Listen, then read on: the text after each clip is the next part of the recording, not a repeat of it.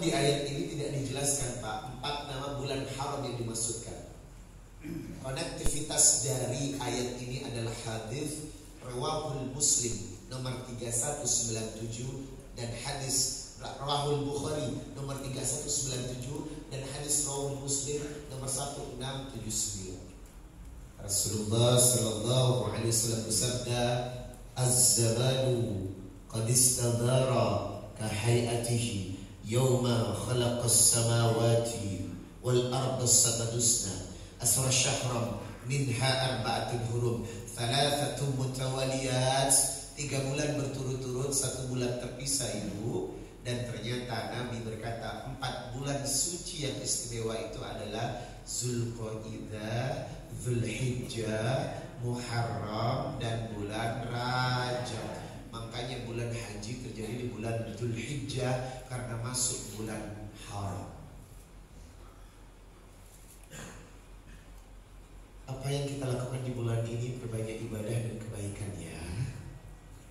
Dan tolong satu wasiat di ayat ini, fala tadlimu fihinna anfusakum. Jangan coba-coba berbuat dosa di 4 bulan haram itu. Kalau bapak dan ibu berani berbuat dosa di 4 bulan haram itu, maka dosanya dilipat gandakan. Na'udzubillahi min dzalik, tsumma na'udzubillah. Jangan main-main di bulan ini. Perintahnya sudah jelas dalam Al-Quran, fala tadlimu fihinna anfusakum. Jangan menzalimi dirimu dan orang lain. Perbanyak ibadah, muhasabah, mendekatkan diri kepada Allah, karena ini adalah bulan penentuan. Bukankah tadi imam di doanya membaca doa Allahumma barik lana fi Rajab wa Sya'ban wa balighna fi Ramadan. Karena Bapak tahu Pak, Rajab ini penentu sukses Ramadan Anda. Ulama berkata syahrul Rajab syahrul zar'i, bulan menanam. Syahrul Sya'ban syahrul sakizari, bulan menyiram tanaman. Wa syahrul Ramadan syahrul hisadis zar'i, bulan menuai hasil tanaman Anda. Jadi Bapak Ibu, kalau Ramadannya mau diterima, Ramadannya membekas, Ramadannya sukses, maka insya Allah mulailah keutamaannya di bulan Rajab. It's the time to exercise. Waktunya kita latihan. Ibu ngerti bahasa Inggris ya Bu? Campur-campur bahasanya agar sosok keren dia. It's the time to exercise. Waktunya melatih diri Pak. Rihna raubah. Maka semoga di bulan ini Anda sudah siap menghadapi Ramadan. Karena demi Allah, kalau bulan ini Anda tidak bagus, Ramadan Anda gagal total. Banyak orang berpuasa tapi tidak meninggal. Alaika salawatullah alaika. Semua sallallahu ala Muhammad sallallahu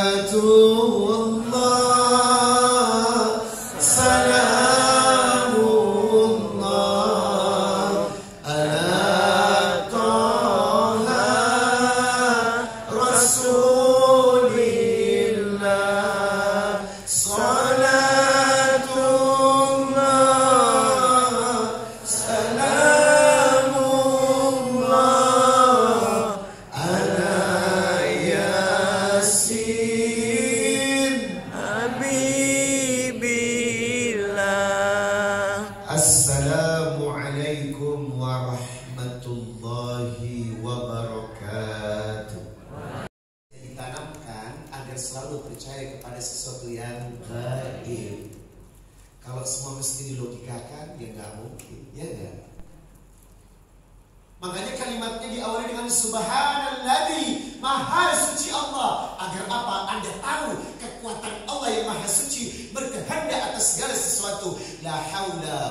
quwwata illa billah. Innama amruhu idza arada syai'an ay yaqula lahu kun fayakun. Siapa yang bisa melawan kun fayakun ya Allah? Dari segala sesuatu yang tidak mungkin menjadi mungkin. Bapak tahu peristiwa kebakaran yang melanda California, sebagian besar negara Amerika Serikat, hanya dengan tiupan angin, petir dan hujan, efek api dari langit langsung membakar hutan dan seluruh kota hangus dalam sekejap. Wow. Sekarang pertanyaannya, sumbu api yang Allah kirim dengan perintah angin dan hujan itu kekuatan siapa? Nah, unlogic. Peristiwa itu gak masuk akal. Bagaimana hutan bisa kebakaran dengan angin dan hujan? Harusnya kalau ada hujan, apinya padam. Tetapi innama amruhu idza arada syai'an an yakuna lahu kun fayakun. Siapa yang mampu menghalau kehendak Allah? Subhanalladzi asra. Maha suci Allah yang memperjalankan, kalimatnya di sini memperjalankan, berarti kehendak Allah yang menghendaki Nabi melalui proses ini. Subhanalladzi asra bi abdihi, seorang hamba laila pada suatu malam. Pertanyaannya, Ibu, seorang dokter Mustafa, ahli nuklir Indonesia, pernah meneliti dan mengajukan sebuah pertanyaan. Bapak, kenapa Isra tidak siang hari, Pak? Kenapa malam hari? Tell me why. Anda bisa menjelaskan kepada saya, Pak?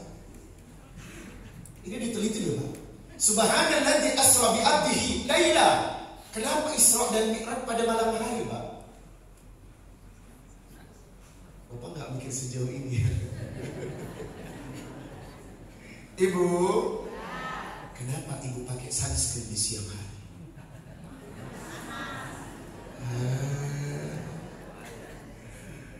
Ternyata siang hari itu mengandung sinar UV yang merusak kulit. Jadi Ibu aja keluar pakai payung kadang siang hari, dengan pakai sunscreen dari skincare yang paling terkenal. Kenapa? Merusak kulit. Ternyata lail itu lebih menyelamatkan daripada siang hari. Itu diteliti.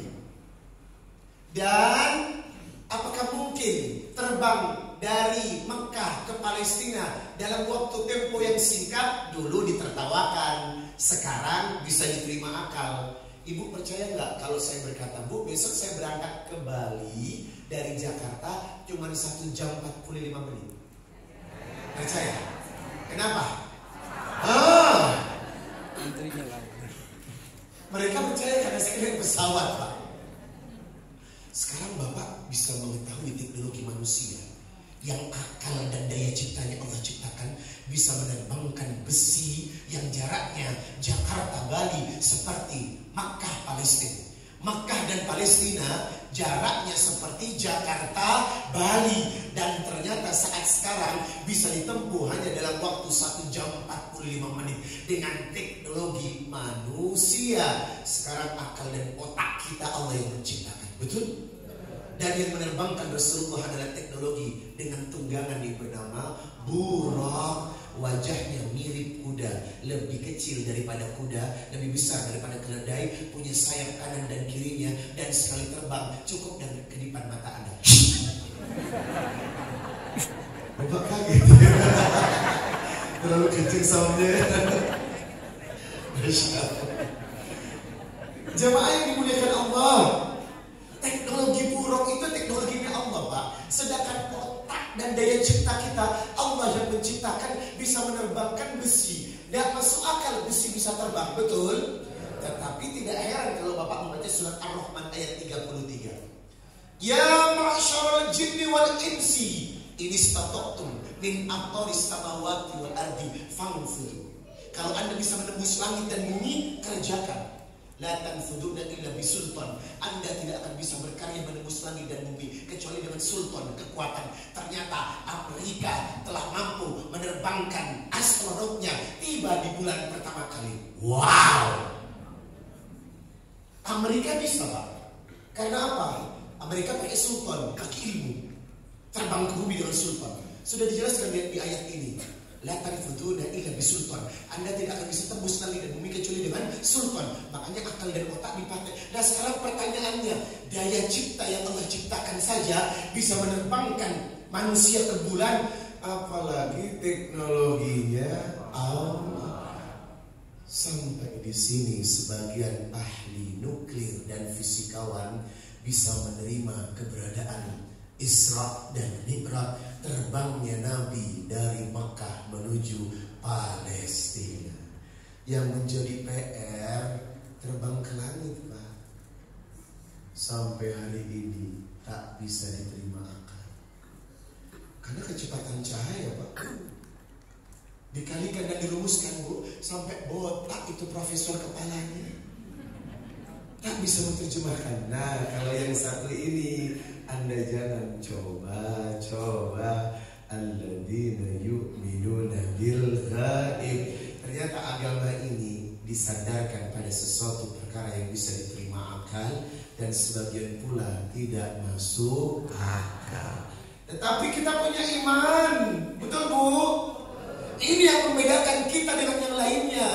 Iman yang berbicara, ketentuan iman yang menentukan. Karena kita yakin kehidupan dunia bukan tempat tinggal, tapi tempat meninggal. Jemaah yang dimuliakan Allah, ini kalau dibahas Pak, gak cukup 5 jam ke depan. Bapak ngasih PR-nya luar biasa. Suruh bahas Isra Mi'raj, suruh bahas Aqsa pulang. Ya Allah. Saya mau menyingkatnya agak bingung nih Bu. Aqsa itu kalau dibahas, Masya Allah, semenjak Abu Thalib meninggal, intimidasi kafir Quraisy telah bekerja, Pak. Rencana pembunuhan Muhammad, pengusiran Muhammad, itu sudah terjadi. Tapi selama ada Abu Thalib, tak ada satupun makhluk berani menyentuh kulit Rasulullah. Makanya intimidasi dan pembunuhan itu sudah mulai terjadi semenjak wafatnya Abu Thalib. Kalau ibu baca sirah Nabawiyah dan nonton filmnya Umar, itu kelihatan banget setelah Abu Thalib wafat, kafir Quraisy sudah mulai berani bertindak karena Rasulullah tidak ada yang menjamin. Yang kedua, kehilangan istrinya. Masya Allah Ibu, Anda tidak akan pernah tahu rasanya kehilangan, sakitnya seperti apa, kecuali Anda sudah berada di posisi kehilangan. Betul? Ibu? Ibu? Ya. Kalau sudah baru kan dulu ketemu. Tak pernah tahu rasanya sakitnya kehilangan kecuali Anda yang sudah pernah ditinggalkan. Betul Pak? Bagi seorang laki-laki yang ditinggalkan istrinya ditinggalkan suaminya, tahu sakitnya luar biasa. Dan Nabi juga merasakan kehilangan yang luar biasa. Kehilangan pamannya, kehilangan istrinya, lemas, sedih, manusiawi. Karena Nabi juga masih seorang manusiawi.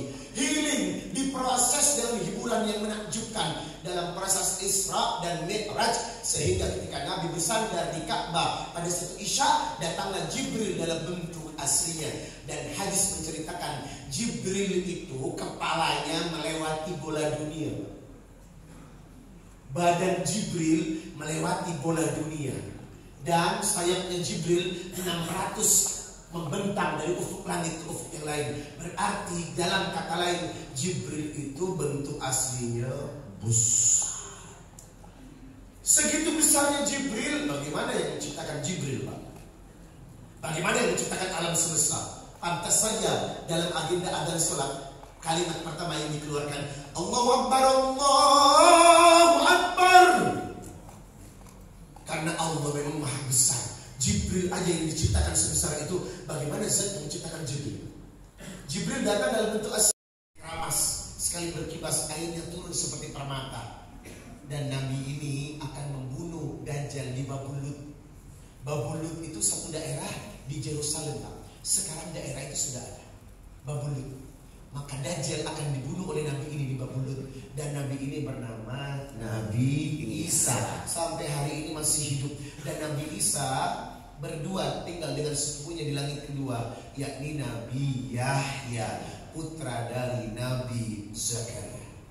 Di langit ketiga, Nabi disambut oleh seorang Nabi yang sangat tampan bernama Yusuf. Di langit keempat, Rasulullah disambut dengan Nabi Idris. Di langit kelima, Rasulullah didoakan oleh Nabi Harun. Di langit keenam, Rasulullah bertemu dengan Nabi Musa. Di langit ketujuh, langit yang terakhir, Al-Khalil, Nabi Allah kesayangan, yakni Ibrahim alaihissalam. Dan ibu tahu, di belakang singgasana Nabi Ibrahim terdapat Ka'bah langit yang bernama Baitul Ma'mur. Dan setiap hari 70.000 malaikat tawaf di atas langit dan tidak boleh kembali lagi. Ibu, kalau Baitul Ma'mur ditarik lurus ke bawah, langsung tembus Baitullah, Ka'bah di Mekah. Itu kenapa orang yang berdoa di Ka'bah tidak tertolak, karena langsung tembus Baitul Ma'mur dan naik ke arsy Allah. Sampai di langit ketujuh bertemu dengan Ibrahim. Dan Sahih menjelaskan fisik Nabi Ibrahim itu mirip Rasulullah. Secara fisik Nabi Ibrahim itu mirip Rasulullah. Rambutnya, badannya, bentuk tubuhnya, kulitnya mirip. Setelah didoakan Nabi Ibrahim, Jibril mengantar ke daerah Mustawa. Sahih Ibnu Katsir menjelaskan, Mustawa adalah tempat yang sangat indah. Pohonnya sebesar pohon buah kelapa, daunnya selebar telinga gajah, besar, dan itu cukup indah. Nah, di atas Mustawa inilah disebut Sidratul Muntaha. Jibril mundur, ibu. Muhammad, ini arsy kekuasaan Allah. Tidak ada satu makhluk pun yang bisa masuk ke dalamnya illa anta, kecuali engkau. Sahih Ibnu Katsir menjelaskan, Nabi berangkat sendiri, Pak. Jibril mundur karena tidak izinkan. Masuklah ke Sidratul Muntaha. Itulah awal pertama Rasulullah bertemu dengan sang Khalil. Cahaya Allah muncul, Bapak Ibu, begitu indah menghadap Rasulnya. Dan Nabi langsung terduduk, tersungkur.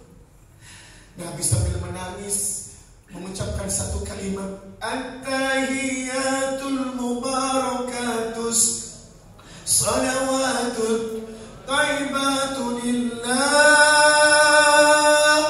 Allah menjawab, Assalamu alaika ayyuhan nabiyyu wa rahmatullahi wa barakatuh. Dan Nabi ingat kepada umatnya. Dia ingat kepada kita. Nama Anda dan nama saya dipertaruhkan di sana dengan kalimat Assalamu alaina wa ala ibadillahis shalihin. Jadi kalimat ini kalimat Mi'raj. Harusnya Bapak dan saya menangis di posisi ini ketika menghadap Allah dengan membaca At-tahiyatul mubarakatuh salawatun thayyibatun. Anda menangis, Pak, karena ini adanya sholat ibu tidak diterima. Kan sudah jelas, inna sholata tanha anil fahsya wal munkar. Sholat itu mencegah perbuatan keji dan mungkar. Kalau ada kemaksiatan dan keburukan dalam tabiat tingkah laku kita, Katolik akan di luar sejadah, itu namanya OMG Allah. Ibu, tolong perbaiki sholatnya ya. Nah, sekarang bagaimana memperbaiki sholat, Pak? Al-Mu'minun surat 23. Qad aflahal mu'minun alladzina hum fi sholatihim. Kok sahur lagi? Al-Mu'minun kok itu Al-Ma'un. Ini artinya Astagfirullahaladzim. Jadi ibu selama ini sholat tapi tak tahu arti yang dibaca. Pantas saja gak khusyuk dan tadi bilang sahur-sahur mulu. Coba kalau ibu sholat dan memahami maknanya, Anda akan khusyuk. Rabbighfirli, ampuni aku, warhamni, rahmati aku, wajburni, perbaiki keadaan aku, warfa'ni, angkat derajatku, warzuqni, tolong beri rezeki aku, wahdini, beri petunjuk aku, wa'fu anni, ampuni aku. Kalau Anda paham, menangis Anda. Kenapa Anda tidak menangis? Karena Anda tidak paham apa yang Anda baca. Dan ini kecelakaan terbesar umat Islam, sholat tapi tak tahu maknanya. Halo? Ya. Betul? Betul. Anda tak bisa berbaca.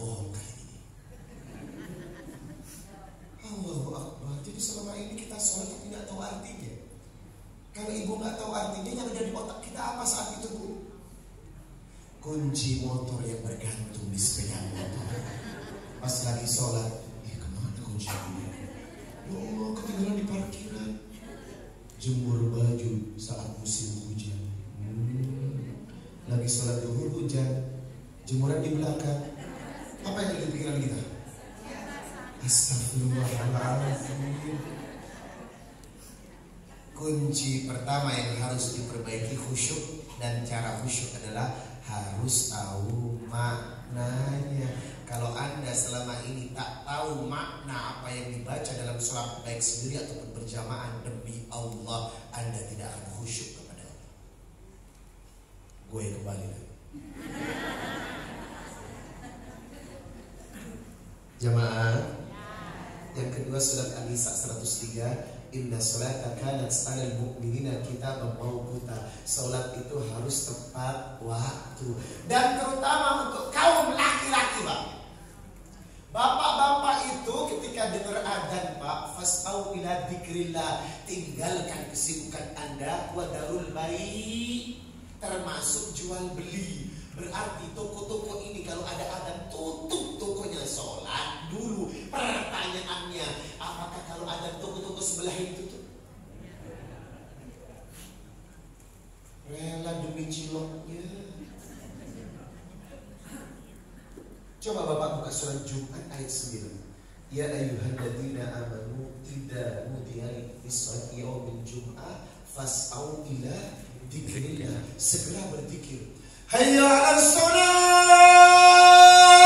Ini panggilan agung loh, betul. Ayo sholat. Tapi kenyataannya, apakah semua umat Islam yang identitasnya Islam langsung datang ke masjid? Fas'au ila dzikrillah, berzikir, wa darul bai', meninggalkan kesibukannya? Jawabannya, itu namanya tuli secara nyata. Harusnya masjid ini 5 waktunya ramai, Pak. Harusnya. Dan berbicara tentang sholat subuh, itu yang membuat Yahudi semakin menang. Bapak tahu di Aqsa dilarang sholat subuh. Coba Bapak nanti kalau ke Masjidil Aqsa, orang Palestina tidak boleh sholat subuh di Masjidil Aqsa. Karena dalam sebuah hadis, Yahudi takut dengan suara gemuruh. Yang pertama, suara gemuruh orang sholat. Waladdallin. Amin. Yahudi bisa mengukur, Pak, berapa jumlah gemuruh yang berada di masjid. Yang kedua, kalimat assalamualaikum sebagai simbol persatuan. Kenapa Yahudi lebih tahu tentang dahsyatnya sholat subuh? Yahudi berkata, umat Islam akan berjaya kalau sholat subuhnya sebanyak sholat Jumat. Pertanyaannya, apakah masjid yang kita cintai ini setiap hari sholat subuhnya sama seperti sholat Jumat?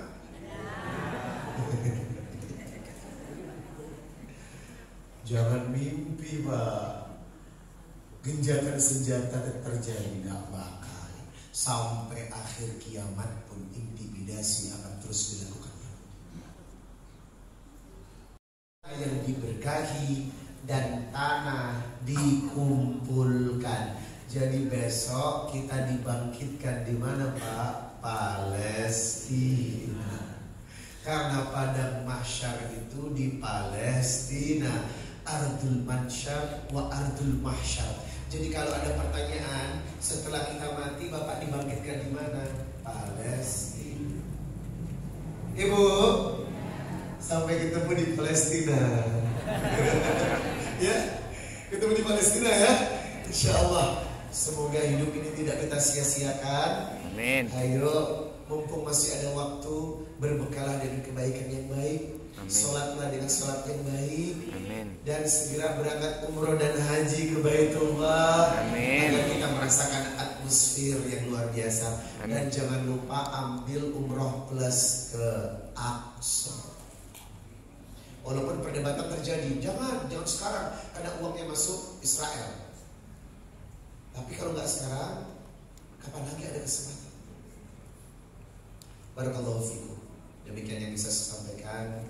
Semoga bermanfaat dan menggali semangat untuk menjadi hamba yang lebih baik. Amin. Safari dakwah Riza Muhammad ini adalah safari gratis, Pak. Jadi safari ini tidak membayar ustadznya, alias gretong. Jadi buat bapak dan ibu yang ingin mengundang saya untuk acara majelis dan masjid, silakan, tidak dipungut biaya sepeser. Alhamdulillah. Kalau ibu mau undang saya, tolong catat nomor di bawah ini. Kelihatan nggak? Hanya orang beriman yang melihat.